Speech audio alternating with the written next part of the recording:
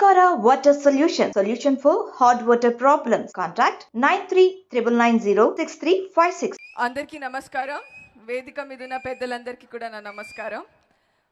ఈరోజు ఈ క్రీడా వికాస కేంద్రం ప్రారంభోత్సవానికి వచ్చేసి చాలా ఆనందంగా ఉంది.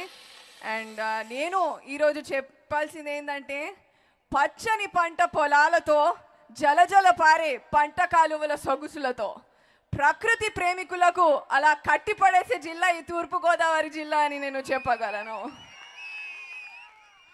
మరి చరిత్రాత్మకమైన నా ఊహల మేడకు ఈరోజు సీతానగరంకి రావడం ఒక మణిదీపం లాంటిది.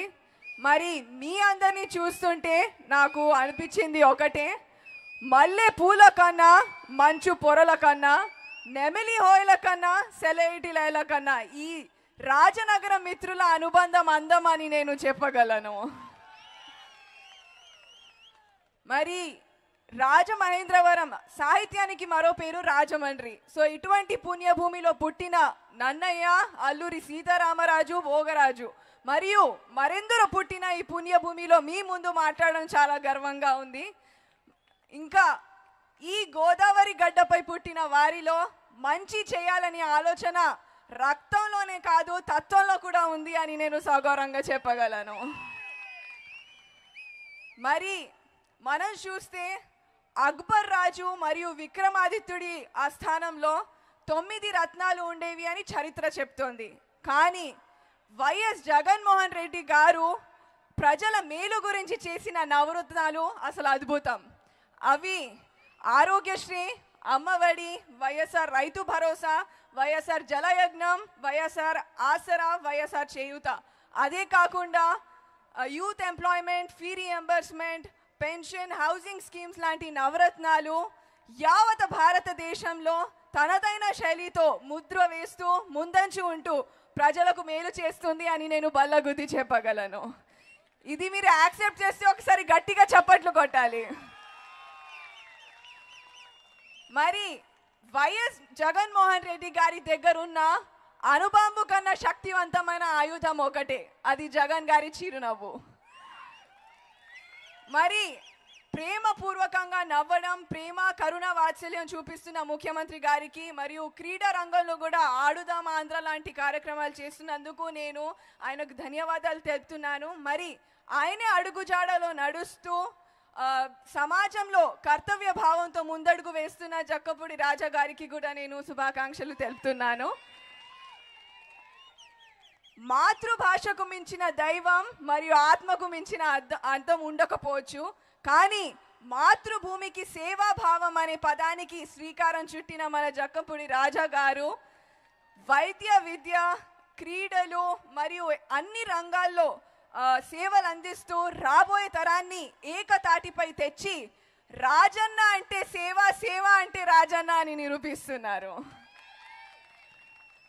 మరి మనం చూస్తే నేను మాత్రం బాగుండాలి అనుకోవడం స్వార్థం, నేను కూడా బాగుండాలి అనుకోవడం సహజం. కానీ నేను బాగుండాలి, నా వలన ప్రతి ఒక్కరు బాగుండాలి అనుకోవడం అద్భుతం. సో అటువంటి అద్భుతమైన నాయకుడు మన జక్కపూడి రాజా గారు అని నేను చెప్పగలను. మరి ఈరోజు పవిత్రమైన ఆలోచనలు చేసే పనులు జీవితాంతం సుఖ ప్రదానం చేస్తాయి. సో అటువంటి మంచి ఆలోచనతో ప్రారంభమైన ఈ స్టేడియం 3 పూలు 6 కాయలుగా మారి dream plus work equals to success అనే సిద్ధాంతానికి ఒక నిలువెత్తున నిదర్శనంగా మారి నూతన సంస్కృతికి శ్రీకారం చుట్టుతోంది అని నేను చెప్పగలను. అండ్ ఇక్కడ చాలామంది మహిళలు, ఆడపిల్లలు కూడా ఇక్కడ ఉన్నారు. సో మన భారతదేశం చరిత్రలో ఆడపిల్లలు తలుచుకుంటే అన్నీ సాధ్యమే. ఎందుకంటే స్వయాన్న భారతమాత తలరాతను మార్చిన విధాత ఝాన్సీ లక్ష్మీబాయి, రాణి రుద్రమ్మదేవి మరియు సరోజిని నాయుడు లాంటి మేధావులు, యోధులు పుట్టిన భూమి మన దేశం. అయితే ఇటువంటి పుణ్యభూమిలో పుట్టిన తర్వాత చరిత్ర తిరగరాయడము మన ధర్మం. సో ఫైనల్లీ నేను చెప్పేది ఏంటంటే, వెలుగు లేని వెన్నెల ఎలా, దేవుడు లేని కోవెల ఎలా, ప్రాణం లేని జీవము ఎలా, యువ శక్తి మరియు స్త్రీ శక్తి లేని సమాజము ఎలా అని నేను పదే పదే ప్రశ్నలు ఇస్తున్నాను.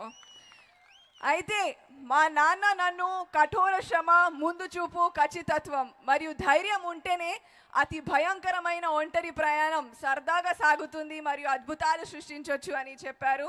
సో మీ అందరికీ నేను చెప్పేది ఒకటే, జీవితంలో పేదరికం, వైఫల్యం లాంటి పదాలు అడ్రస్ లేకుండా పోవాలి. అలాంటి కృషి మీరు చేయాలి. మరి ఆత్మవిశ్వాసంతో ముందడుగు వేస్తే ఏదైనా సాధించగలము అనే నినాదానికి మీరు పునాది వేయాలి అని నేను మనస్ఫూర్తిగా కోరుకుంటున్నాను. And finally I just wanted to say that అన్వేషించింది మనిషి, ఆకర్షించేది మనసు, అందనిది ఆకాశం, ఆగనిది కాలం, అంతరించిపోయేది జీవితం, అనునిత్యం మీ అందరు తోడు ఉండేది జక్కపూడి రాజా అన్న అని నేను చెప్పగలను. సో మీరందరూ ఈరోజు మనతో విజయలక్ష్మి గారు కూడా ఇక్కడ ఉన్నారు.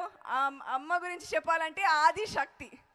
సో ఆదిశక్తిని పువ్వుతో పోల్చకు వాడిపోతుంది, మంచుతో పోల్చకు కరిగిపోతుంది, ఆకుతో పోల్చకు రాలిపోతుంది, కానీ సగౌరంగా ఇష్టపడి చిరునవ్వుతో పోల్చు శాశ్వతంగా ఉండిపోతుంది.